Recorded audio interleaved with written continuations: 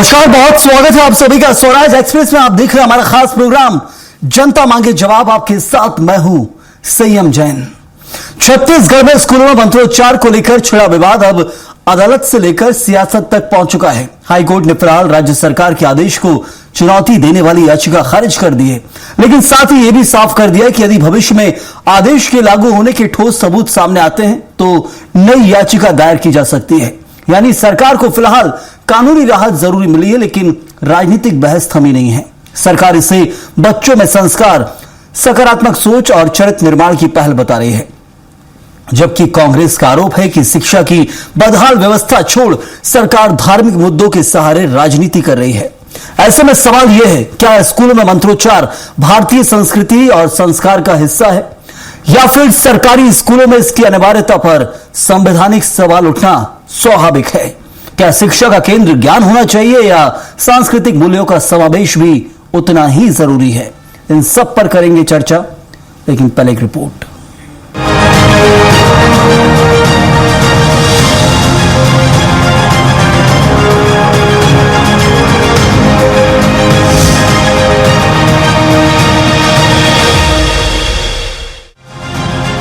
स्कूलों में मंत्रोच्चार को लेकर छत्तीसगढ़ में शुरू हुआ विवाद अब अदालत की चौखट तक पहुंच चुका है। राज्य सरकार के आदेश को चुनौती देने वाली याचिका पर फिलहाल हाईकोर्ट ने हस्तक्षेप से इनकार कर दिया है। कोर्ट ने कहा कि अभी ऐसे ठोस साक्ष्य सामने नहीं आए हैं जिनसे साबित हो कि स्कूलों में आदेश का पालन कराया जा रहा है, इसलिए इस स्तर पर याचिका स्वीकार करने का आधार नहीं बनता। हालांकि अदालत ने यह भी स्पष्ट किया कि यदि भविष्य में किसी स्कूल में मंत्रोच्चार के आदेश के पालन के वीडियो, दस्तावेज या अन्य ठोस प्रमाण सामने आते हैं तो नई याचिका दायर की जा सकती है। यानी कानूनी रास्ता पूरी तरह बंद नहीं हुआ है। उधर हाईकोर्ट के फैसले के बाद शिक्षा मंत्री गजेंद्र यादव ने सरकार के निर्णय का बचाव करते हुए कहा कि मुख्यमंत्री विष्णुदेव साय के मार्गदर्शन में सरकार शिक्षा को केवल पढ़ाई तक सीमित नहीं मानती, बल्कि विद्यार्थियों में संस्कार, चरित्र, कर्तव्यबोध और राष्ट्र निर्माण की भावना विकसित करना भी उसका उद्देश्य है। देखिए, हम लोगों ने बच्चों को शिक्षा के साथ साथ संस्कार और उसके अंदर एक सकारात्मक ऊर्जा का संचार हो, उसको ध्यान में रख के हम लोगों ने अलग अलग प्रकार के मंत्रों का उच्चारण के लिए शासन ने एक आदेश जारी किया। बहुत दुर्भाग्य की बात है कि जो यहाँ के भविष्य हैं उनको संस्कारवान, शिक्षावान बनाने के लिए हमने जो काम किया उसके खिलाफ आज कुछ लोग, कांग्रेस पार्टी के लोग आज कोर्ट में जो इसके खिलाफ याचिका दायर किए हैं। इधर प्रदेश कांग्रेस अध्यक्ष दीपक बैज ने बीजेपी पर पलटवार करते हुए कहा कि मंत्रोच्चार करना हर व्यक्ति का अधिकार है, लेकिन इससे शिक्षा व्यवस्था नहीं सुधरेगी। उन्होंने सरकार से आत्मानंद अंग्रेजी माध्यम स्कूलों और शिक्षा की गुणवत्ता पर ध्यान देने की मांग की। देखिए, को मंत्रोच्चार तो हर व्यक्ति का अधिकार है, चाहे अपने घर के पूजा स्थल में करे, गांव के मंदिरों में करे और कहीं पे भी कर ले। लेकिन आप शिक्षा मंत्री हैं, क्या मंत्रोच्चार करने से आपकी पूरी शिक्षा का सिस्टम ठीक हो जाएगा? फिलहाल हाईकोर्ट के फैसले से राज्य सरकार को तत्काल राहत जरूर मिली है, लेकिन इस विवाद पर पूर्ण विराम नहीं लगा है। अदालत ने साफ कर दिया है कि यदि भविष्य में आदेश के पालन के ठोस प्रमाण सामने आते हैं तो इस मामले पर फिर से न्यायिक सुनवाई हो सकती है। उधर सरकार इसे विद्यार्थियों में संस्कार और सकारात्मक मूल्यों से जोड़ रही है, जबकि विपक्ष शिक्षा व्यवस्था के मूल मुद्दों को प्राथमिकता देने की बात कर रहा है। ऐसे में स्कूलों में मंत्रोच्चार का मुद्दा अब सिर्फ कानूनी नहीं बल्कि राजनीतिक और सामाजिक बहस का विषय बन चुका है। आने वाले दिनों में देखना दिलचस्प होगा कि यह चर्चा अदालत तक सीमित रहती है या सियासत में और तेज होती है। स्वराज एक्सप्रेस के लिए रायपुर से दिलीप साहू की रिपोर्ट। और चलिए इसी मुद्दे पर चर्चा भी कर लेते हैं। हमारे साथ हमारे खास मेहमान मौजूद हैं, पीसी रथ वरिष्ठ पत्रकार हैं। स्वागत है आपका रथ साहब। और सबसे महत्वपूर्ण सवाल यही हो जाता है कि एक हाईकोर्ट की तरफ से फैसला है, टिप्पणी है, जो हम समझे कि आने वाले वक्त में यदि इसे लागू किया जाता है तो फिर इस पर जरूर आप याचिका दाखिल कर सकते हैं, लेकिन सरकार का आदेश आ चुका है। इस हाईकोर्ट के आदेश को हम कैसे देखें, क्या समझें? क्या हाईकोर्ट नहीं जानना चाह रहा है या हाईकोर्ट ये नहीं मानता कि सरकार इसे लागू करेगी?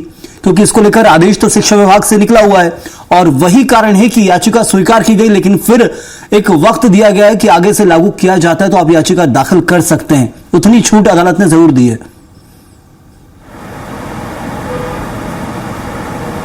जी, शुरुआती तौर पे अदालत ने जो बातें कही हैं, जो सामने आ रही हैं, उससे तो यही प्रतीत हो रहा है कि अदालत को इस आदेश की सत्यता पर संदेह है। ऐसा लग रहा है कि इस सरकारी पत्र पे खुद अदालत जो है मुतमईन नहीं है, क्योंकि अदालत ये नहीं मान रही है कि ये सरकारी आदेश लागू करने के लिए जारी किया गया है। इससे यह भी पता चल रहा है कि अदालत ये मान रही है कि यह सिर्फ एक आदेश है, लेकिन क्रियान्वयन से इसका दूर दूर तक के नाता नहीं होगा। इसीलिए अदालत इस आधार पर इस मामले को खारिज कर रही है कि जब ये क्रियान्वयन होगा, जब इस तरह से स्कूलों में मंत्रोच्चार किए जाएंगे, उसका कोई वीडियो सार्वजनिक मीडिया में आएगा, सोशल मीडिया में आएगा, तब आप उसको लेकर के शिकायत करने आइए। इस तरह की बात अगर अदालत कह रही है तो इसका मतलब तो ऊपरी तौर पे, शुरुआती तौर पे यही लग रहा है कि अदालत को इस पत्र की, इस सरकारी पत्र की सत्यता पर संदेह है। जी, या पीसी रथ साहब संदेह है या फिर बहुत जल्दबाजी अदालत नहीं करना चाहती इस मामले को लेकर, कहें कि वो इंतजार करना चाहते हैं कि कुछ वीडियोस हो, बिल्कुल पुख्ता सबूत हो।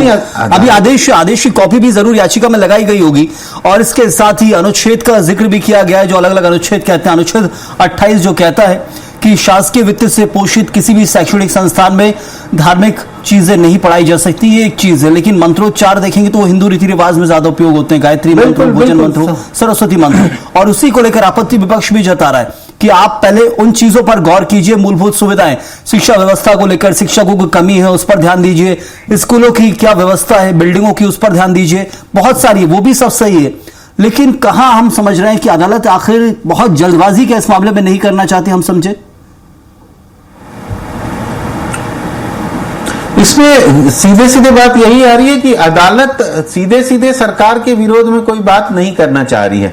इससे सीधे सीधे यही समझ में आ रहा है कि याचिकाकर्ताओं ने जो मुद्दे उठाए थे, उन मुद्दों को सरकार, कोर्ट ने खारिज नहीं किया है। कोर्ट ने केवल क्रियान्वयन की बात की है कि केवल ये आदेश है, जब इस पे क्रियान्वयन होगा तब आप हमारे पास शिकायत लेके आइएगा, तब हम कार्यवाही करेंगे। तो ये कुछ अजीब सा निर्णय जरूर है, क्योंकि ये कोर्ट का संचालन जो है, जो हाई कोर्ट है, वो भारतीय संविधान के प्रकाश में काम करती है। भारतीय संविधान ने जो दायरे दिए हैं उसके अंतर्गत कोर्ट को देश में कानून व्यवस्था की स्थिति सुनिश्चित करना है। अब उसके तहत अगर संवैधानिक अधिकारों को लेकर के, संवैधानिक प्रावधानों को लेकर के अगर कोई याचिकाकर्ता गया है तो उसमें कोर्ट को उन मुद्दों पर बात करनी चाहिए थी। लेकिन कोर्ट ने सीधे इस याचिका को यहां पर रोका है, यानी ये एक तरह से कहना चाहिए कि मुद्दे का समाधान नहीं है, बल्कि तात्कालिक तौर पे उसको, उस विवाद को रोकने की कोशिश है। मतलब हम ये समझ सकते हैं कि अदालत ये नहीं मानता है कि इमरजेंसी पिटीशन है, इस पर बहुत जल्दी निर्णय देने की जरूरत नहीं है। अदालत इतना तो मानता है कि इमरजेंसी पिटीशन नहीं है, जिस तरीके से विपक्ष गया था या फिर जिस तरीके से आपत्ति ली गई थी। नहीं, अदालत उसे कौन सा पिटीशन मान रहा है ये अदालत को पता होगा, लेकिन अदालत फिलहाल पिटीशनकर्ताओं के मुद्दों को क्लियर नहीं कर रहा है। अगर अदालत इस पत्र को क्रियान्वित होने वाला पत्र नहीं मानता तो अदालत सीधे सीधे सरकार को कह सकता था कि इस पत्र को आप वापस ले लीजिए, और इस तरह के पत्र का शिक्षा जगत में कोई मतलब नहीं निकलता करके। लेकिन अदालत ने उसको उस तरह से खारिज नहीं किया है। अदालत ने याचिकाकर्ताओं से कहा है कि आप अगर उस मुद्दे पर क्रियान्वित होते हुए कोई आपके पास सबूत है, कोई आपके पास उस तरह से कोई चीजें हैं जिसमें बच्चों के बीच में मंत्रोच्चार किया जा रहा है, वीडियो है, तो वो जब शिकायत के रूप में आप लेके आएंगे तब हम उस पर कार्रवाई करेंगे। तो ये बात ये है कि अदालत अभी हस्तक्षेप नहीं करना चाह रहा है, अदालत अभी बच रहा है हस्तक्षेप करने से, और इसको केवल हम मान के चले कि ये एक चर्चा का मुद्दा बना हुआ रहेगा, क्योंकि जो लोग इस मुद्दे को आलोचनात्मक नजरिए से देख रहे हैं, उनका कहना है कि रोज कम से कम 15 से 20 मिनट अगर बच्चे मंत्रोच्चार करने में लगाएंगे, इस तरह से अलग अलग चीजों को लेकर के जितनी लिस्ट में दी हुई है उसमें, तो उन सब बातों में 15 से 20 मिनट 30 मिनट तक का समय लग जाएगा। और उसको अगर हम कैलकुलेट करें आगे हफ्ते में कितना समय लगेगा, महीने में कितना समय लगेगा, तो साल भर में लगने वाला समय आप समझ लीजिए कि 20-25 दिन का समय जो है केवल मेट्रो 4 में लग जाएगा। इस तरह से आंकड़े तो ये तो हो गया जो अदालत का फैसला, उसको लेकर विश्लेषण आपने किया। लेकिन सबसे महत्वपूर्ण यहाँ पर हमारे साथ दो और खास मेहमान जुड़े हुए, बीजेपी प्रवक्ता शताब्दी पांडे, स्वागत है आपका, और कांग्रेस की प्रवक्ता वंदना राजपूत जुड़े हुए हैं, आपका भी बहुत बहुत स्वागत। शताब्दी जी, फैसला अभी अदालत ने नहीं दिया है, लेकिन शिक्षा विभाग का यह आदेश है लागू होगा प्रदेश के सभी शैक्षणिक स्कूलों में। लेकिन सबसे महत्वपूर्ण, कैसे आप देख रहे हैं इसको? कहा जा रहा है कि सकारात्मक सोच बढ़ेगी इससे एक तरीके से, और जो कहा जाता है बच्चों के अंदर की संस्कार पनपेंगे, स्कूलों के माध्यम से देना जरूरी बात है, बच्चों के भविष्य की बात है। लेकिन धार्मिक एंगल इसमें उठाया जा रहा है विपक्ष की तरफ से सीधे तौर पर कि आप मूलभूत सुविधाओं पर ध्यान दीजिए, स्कूल शिक्षा विभाग की इन चीजों पर ध्यान दे रहे हैं, ये मुद्दा भटकाया जा रहा है, क्या ऐसा कुछ है? देखिए संयम जी, ऐसा कुछ भी नहीं है। सबसे पहले मैं ये स्पष्ट कर दूं कि छत्तीसगढ़ सरकार का उद्देश्य किसी धर्म विशेष का प्रचार करना नहीं है। हमारी सरकार का उद्देश्य है कि हमारे बच्चों में संस्कार, अनुशासन, सकारात्मक सोच आए, और हम भारतीय ज्ञान परंपरा को मानने वाले लोग हैं। क्योंकि यदि ऐसा नहीं होता तो कांग्रेस के समय ही थल सेना का बौद्ध वाक्य क्या है? सेवा परमो धर्म। तो सेवा को परम धर्म मानना, और धर्म का अर्थ यहाँ किसी विशेष मजहब से या किसी भी धर्म से नहीं है, कर्तव्य और नैतिक दायित्व से है। तो इन सारी बातों को हमको समझना चाहिए। और हाई कोर्ट का छत्तीसगढ़ में ये जो निर्णय आया है, ये एक प्रकार से सरकार के पक्ष को मजबूत करता है, क्योंकि जब उनके सामने ये आदेश याचिकाकर्ताओं ने प्रस्तुत किया, निश्चित रूप से उसका वाचन किया गया होगा, उस पर गौर किया गया होगा, और उन्होंने इस याचिका को खारिज कर दिया। खारिज नहीं किया, मतलब उनका एक कहना अदालत का मैं यहाँ पर स्पष्ट कर दूं, वो एक कहना चाह रहे हैं कि शायद जो याचिकाकर्ता हमने जल्दबाजी कर दी आने में, वो कह रहे हैं आप थोड़े और वक्त के बाद आइए, सबूत लेकर आइए। शताब्दी जी, वो ये कहना चाह रहे हैं अदालत की तरफ से जो टिप्पणी है वो ये है। नई शिक्षा नीति जो है वो मूल्य आधारित है, और नई शिक्षा नीति को पूरे देश ने स्वीकार कर लिया है। जब यहाँ पे हमारे संसद से जब ये नई शिक्षा नीति पूरी पास हुई है, उसमें सारे पक्ष विपक्ष सभी का योगदान था। तो नई शिक्षा नीति मूल्य आधारित शिक्षा नीति है, और नई शिक्षा नीति में भारतीय ज्ञान परंपरा के आधार पर हमको अपनी शिक्षा नीति को आगे ले जरूर। लेकिन यहाँ पर एक महत्वपूर्ण सवाल है, कुछ आंकड़े भी वो भी आपसे साझा करूंगा, जो अक्सर विपक्ष की तरफ से उठाए जा रहे हैं, वो मूल सुविधाएं बच्चों की जिनके ऊपर फोकस होना चाहिए, वो बार बार कह रहे हैं, दीपक बैज भी यही कह रहे हैं। और एक आंकड़ा जो ये बताता है कि 30,000 से ज्यादा शिक्षकों के पद खाली हैं छत्तीसगढ़ के अंदर, जिनमें अभी बिल्कुल रिक्त पड़े हुए, भर्ती नहीं हुई है। 18,500 से ज्यादा सहायक शिक्षक हैं, 4,500 से ज्यादा मूल शिक्षक हैं जिनके पद खाली है। 1500 से ज्यादा छत्तीसगढ़ के अंदर ऐसी बिल्डिंगें हैं जहां पर जो आपात स्थिति में कभी भी बच्चों के लिए मौत का खतरा जैसी स्थिति है, हर साल बरसात में हम देखते हैं, वही स्थिति इस वक्त है। क्या मूल सुविधाओं के ऊपर सरकार का फोकस होना चाहिए था, उस पर नहीं है? क्या मुद्दा भटकाया जा रहा है? ये आरोप भी है, लेकिन जो आंकड़े हैं वो भी सत्य हैं। नहीं संयम जी, ऐसा बिल्कुल भी नहीं है। सरकार की ओर से ऐसी बिल्डिंग्स का बिल्कुल सर्वे करवाया गया है, युक्तकरण करवाया गया है, कहाँ बच्चों की संख्या ज्यादा है, कहाँ कम है, कौन सी बिल्डिंग जर्जर हालत में है।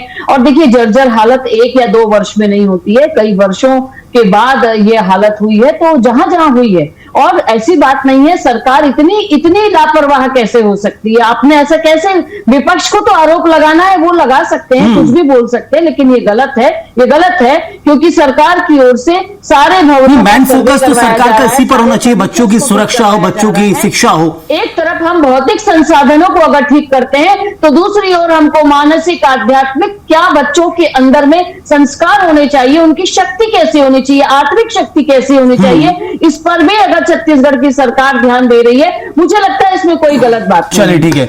कांग्रेस की प्रवक्ता भी हमारे साथ है वंदना राजपूत जी। वंदना जी, देखिए, इस वक्त जो सरकार का फोकस है वो तो हर साल रहता ही है, और शिक्षा व्यवस्था की जो इस वक्त हम कहें कि शिक्षा व्यवस्था जिस तरीके से छत्तीसगढ़ के अंदर चल रही है, चाहे बच्चों की शिक्षण को लेकर हो या स्कूलों की बिल्डिंग्स को लेकर हो, वो स्थिति हर साल ही बनी रही है। वो ये कह रहे हैं हम उस पर तो ध्यान देते हैं, वो तो बराबर चल रहा है, एक साइड उनके संस्कारों पर भी ध्यान दे रहे हैं। फिर कांग्रेस क्या आपत्ति लेना चाह रही है? वो संस्कारों से जोड़ रहे हैं इसको। देखिए जयंत जी, सबसे बड़ी विडंबना इस बात की है कि शिक्षा के मंदिर को भी इन लोग राजनीति के रंग में रंग दिए हैं। सबसे बड़ी दुर्भाग्य की ये बात है, क्योंकि वो शिक्षा की मंदिर है जिसमें हर धर्म के बच्चे पढ़ते हैं और हर धर्म के बच्चों को हम यह सिखाते हैं कि सभी धर्म के बच्चे आपस में भाई भाई हैं। लेकिन वर्तमान में भारतीय जनता पार्टी की जो संस्कार है, कहीं ना कहीं यहाँ पर भेदभाव उत्पन्न करने के लिए यह कार्य कर रही है। वर्तमान में यदि मैं हाई कोर्ट की बात करूं तो हाई कोर्ट में जो ये पुख्ता सबूत मांग रहे हैं, तो क्या ये मीडिया के माध्यम से जो चल रहा है, लगातार जो आदेश पारित हुआ है, मीडिया के माध्यम से हम लगातार इस पर चर्चा कर रहे थे, तो वो क्या गलत है? क्या जो आदेश पारित है वो सही नहीं है, सिर्फ काल्पनिक है क्या? ये सरकार को वहां पर स्पष्ट करना चाहिए। नहीं, लेकिन हाईकोर्ट अब मान ही नहीं रहे तो हम क्या कर सकते? उसमें ज्यादा बोल नहीं सकते ना, टिप्पणी कर नहीं सकते। कोर्ट ऑफ कंटेम्प्ट है, उन्होंने कहा है कि आप सबूत लेकर आ जाइएगा, बाद में चले जाइएगा। उसमें इजाजत दी, उतनी तो छूट दी उन्होंने। फिर मैं वही बता रही हूँ जैन जी कि भारतीय जनता पार्टी की सरकार में जो आरएसएस के जो शाखा है, चाहे वो योग्य हो या ना हो, उसको ऊंचे ऊंचे पद में बैठा दिए गए, ऊंचे ऊंचे पद में उसको सुशोभित कर दिए गए हैं और हर जगह में जो आरएसएस का जो विचार है उसको थोपने की कोशिश किया जा रहा है। आप देखेंगे कि जो भारतीय जनता पार्टी की सरकार में जो बच्चों की पढ़ाई की गुणवत्ता में ध्यान नहीं दिया जाता है, जो असल मुद्दे हैं उससे भटकाने के लिए इस तरह से लगातार बयानबाजी कर रहे हैं। हम यदि बात करें, वर्तमान में 37,000 शिक्षकों की पद खाली है, उस पर भर्ती नहीं की जा रही है। मुझे लगता है आपका अभी स्वास्थ्य ठीक नहीं है, आप पानी ले लीजिए। मैं लौटता हूं आपके पास। पीसी दत्त साहब, क्या कुछ व्यवस्था होनी चाहिए? मूल मुद्दा क्या है शिक्षण व्यवस्था में इस वक्त, यदि हमारे दर्शक जानना चाहते हैं तो? क्या इस वक्त मुद्दा चल रहा है शिक्षण व्यवस्था में? करंट मुद्दा क्या है वो उन्हें बता दीजिए। ये तो एक अलग चीज है जो सरकार लागू करने की कोशिश कर रही है और लागू किया भी जाएगा, कहा है शिक्षा मंत्री ने। जी देखिए, प्रदेश में इसके पहले जो बड़ी चुनौती थी कि नक्सल समस्या के कारण बड़े पैमाने पर स्कूल बिल्डिंग्स नहीं बन पाई थी। सरकार का ये दावा था कि वहां पर स्कूल की व्यवस्था, सड़क की व्यवस्था में नक्सली आड़े आते हैं, वो वहां पर विस्फोट करके उड़ा देते हैं क्योंकि वहां फोर्स रुकती है स्कूलों में। इस तरह से बातें होती थी और दूर दराज के स्कूलों की हालत तो वाकई खराब थी। तो अभी जब नक्सल उन्मूलन हो चुका है और सरकार के सामने पूरा प्रदेश एक तरह से खुली सड़क है, कहीं कोई अलग से आजाद एरिया नहीं है, तो सरकार को कम से कम अभी स्कूलों की व्यवस्था को सुदृढ़ करने पे ध्यान देना चाहिए, इंफ्रास्ट्रक्चर मजबूत करना चाहिए और छोटे प्राइमरी स्कूलों की पहुंच तक, हर बच्चे तक पहुंच रहे प्राइमरी स्कूलों की, और वहां शिक्षकों की आवश्यक व्यवस्थाएं रहे, हाई स्कूल में लैब रहे, जो अटल टिकरिंग लैब की व्यवस्था केंद्र सरकार की बहुत बढ़िया योजना है, उसको सही तरीके से स्कूलों में चालू किया जा सके। बच्चों को एक तरह से जिज्ञासु, संवेदनशील और वैज्ञानिक दृष्टिकोण से उनको समुन्नत किया जाए, लोकतांत्रिक मूल्य उनमें मजबूत हो सके, ऐसी व्यवस्थाएं करने पे सरकार को जोर देना चाहिए। अभी जो समय मिला है, इस समय में सरकार को इन सब बुनियादी चीजों पे ध्यान देना चाहिए और शिक्षा का स्तर कैसे बढ़े उस पर विचार होना चाहिए। और जहां तक रहा सवाल आस्था का, तो कोई भी किसी की आस्था या नैतिक शिक्षा पे प्रतिबंध की बात नहीं कर रहा है। स्कूलों का जो समय है, स्कूल बच्चों को आखिर भेजा किस लिए जाता है? स्कूल बच्चों को बेहतर नागरिक होने के लिए भेजा जाता है, वो अच्छे से पढ़ाई लिखाई करें, बड़े वैज्ञानिक बने, चिकित्सक बने, देश के लिए नाम रोशन करें देश का, इसके लिए ही भेजा जाता है। तो वहां की व्यवस्थाओं को मजबूत करें, उनकी आस्था का सवाल है तो जो फोकस होना चाहिए और वो अभी इस वक्त नहीं है या फिर उससे ध्यान भटक रहा है, ये समझना बहुत जरूरी। शताब्दी जी, आपसे मेरा एक सवाल है। जो याचिका लगाई गई थी उसमें एक अनुच्छेद का जिक्र भी किया गया था, संविधान के अनुच्छेद 28(1) का, जिसमें कहा गया है कि जहां भी सरकारी कोष से यदि शैक्षणिक व्यवस्था चल रही है तो उसमें धार्मिक शिक्षा नहीं दी जाएगी। अनुच्छेद 28(1) संविधान का एक कहता है, वो याचिका में भी लगाया गया है। क्या सरकार को ये नहीं लगता है? क्या ये धार्मिक शिक्षा में नहीं आता है? आप तो जरूर बोल रहे हैं इससे संस्कारों के बेहतरी के लिए बच्चों के संस्कार बेहतर होंगे, सकारात्मक ऊर्जा आएगी, लेकिन क्या उस पहलू की ओर ध्यान नहीं जाता है? देखिए संयम जी, भारतीय परंपरा में धर्म का व्यापक अर्थ क्या है? नैतिक आचरण और न्याय। अगर ऐसा है तो फिर सबसे पहले तो कांग्रेस जनों को, विरोध करने वालों को, यतो धर्मस्ततो जयः, सर्वोच्च न्यायपालिका के इस बौद्ध वाक्य को भी हटवा देना चाहिए। हमारे संसद के में भी जिस प्रकार के वाक्यों का असतो मां सद्गमय और तमसो मां ज्योतिर्गमय, ये सारे वाक्य जिनको पढ़कर, जिन बोध वाक्यों के आधार पर हम सब अपने विद्यालयों से पढ़ाई करके आगे निकले हैं, इनको हटवा देना चाहिए था और फिर इनको करना था जो ये बोल रहे हैं ना, सर्वे भवन्तु सुखिना, इसकी जगह बोलना था may all be happy, may all be free from illness, may all be what in. लगता है आप सीख कर आए हैं पूरा का पूरा आज। तो इस प्रकार से इन लोगों को आमीन ये करना था। चलिए ठीक है। मैं ये बताइए, भारत में जीते हैं, भारत के लोग हैं, भारतीय ज्ञान परंपरा के आधार पर अगर काम कर रहे हैं तो क्या तकलीफ है? इसको धर्म से क्यों जोड़ रहे हैं? चलिए, मेरे पास समय कम है, माफी चाहूंगा, मैं जल्दी से जवाब लूंगा यहाँ पर। चाहूंगी संयम जी। हाँ जी, बोलिए। संयम जी, एक जो बात कही गई कि जर्जर हालत की बात की गई, हाँ। तो एक आंकड़ा मैंने अभी निकाला है कि कांग्रेस में 2018 से 2023 के समय बलरामपुर, जशपुर, कोरिया, सुकमा, बीजापुर, ये सब ऐसे स्थान। नहीं तो वो तो अभी भी है ना, रायपुर ले लीजिए, कांकेर ले लीजिए, कोरबा ले लीजिए, गौरेला, पेंड्रा, मरवाई ले लीजिए, वहां हालत अभी भी खराब है। आंकड़ा जरूर कम हुआ होगा, लेकिन वो अभी भी उस पर मूल फोकस होना चाहिए, मेरा मानना है। मैं एक जवाब यहाँ पर लेता हूँ। वंदना जी, कहिए क्या कुछ कहेंगे इस मुद्दे को लेकर? समय खत्म हो रहा है मेरा।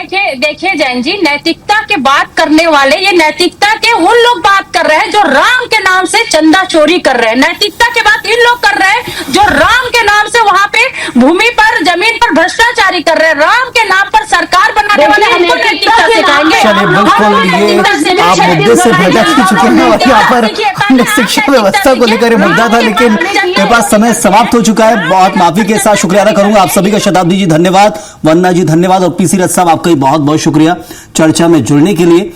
तो छत्तीसगढ़ के अंदर फिलहाल अदालत ने सरकार के आदेश पर रोक नहीं लगाई है, लेकिन भविष्य में सबूत मिलने पर कानूनी चुनौती का रास्ता खुला छोड़ा है याचिकाकर्ता के लिए। दूसरी ओर इस मुद्दे ने सियासत को भी पूरी तरह गरमा दिया है। सरकार इसे संस्कार और चरित्र निर्माण से जोड़ रही है, जबकि विपक्ष शिक्षा व्यवस्था के मूल सवालों को ज्यादा अहम बता रहा है। देखना होगा कि यह बहस अदालत की चौखट तक ही सीमित रहती है या फिर आने वाले दिनों में स्कूलों से लेकर सियासत तक और तेज होती है। फिलहाल के लिए इतना ही। आप बने रहिए स्वराज एक्सप्रेस के साथ।